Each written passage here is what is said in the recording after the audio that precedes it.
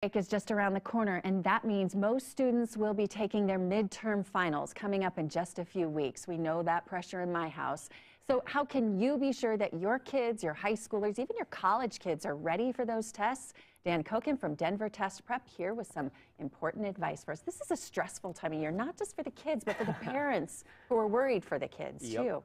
So if we're preparing early so we don't face the cramming the night before, what tips do you have for families? Absolutely. So I think, at this time of year, a lot of what we do is some academic coaching and academic tutoring to help students get ready for final exams. And one of the first things we recommend is that students, this next week is a great time to do it.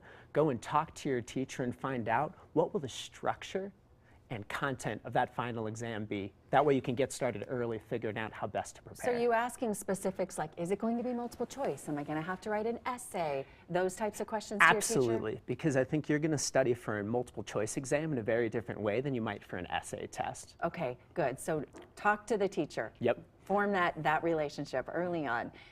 What else? Second tip you have? I know this is a tough sell for teenagers, but start early.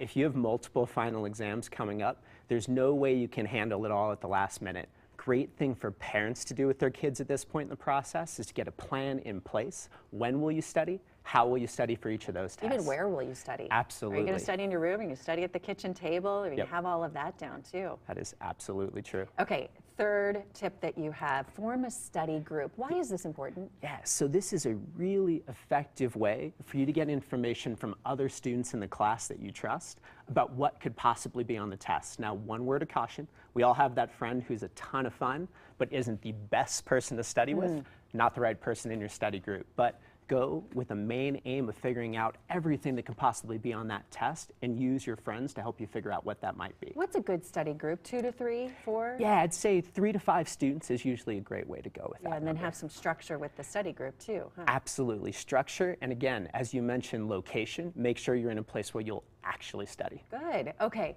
Next, for your fourth tip, get quizzed. What's the best way to quiz? There are a lot of online quizzes you can use now, but what do you recommend? Absolutely. And I think this is the most important one for students because this is where we see a lot of students struggle.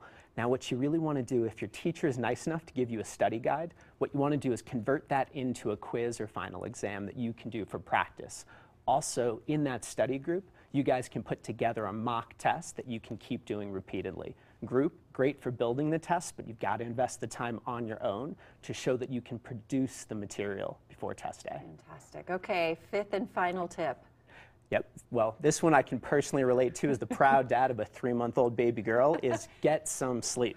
You will do better on your final exams if you come in rested. You can't think if you don't sleep, but if you haven't studied ahead of time, you're not going to sleep. So it all starts now. Yep. Get started ready. This week. All right. Thanks so much for the tips. We know how important it is, and we know that the anxiety can go along with it too. So all of this helps with that. Absolutely. Right. All right. Almost 8 o'clock. Here's what's coming up, Ernie. All right. Thank you very much, Natalie. If we don't get enough sleep, we can't read the teleprompter correctly. Well, it's almost 8 o'clock. Still ahead on Daybreak. A live look from our weather beast, Colorado.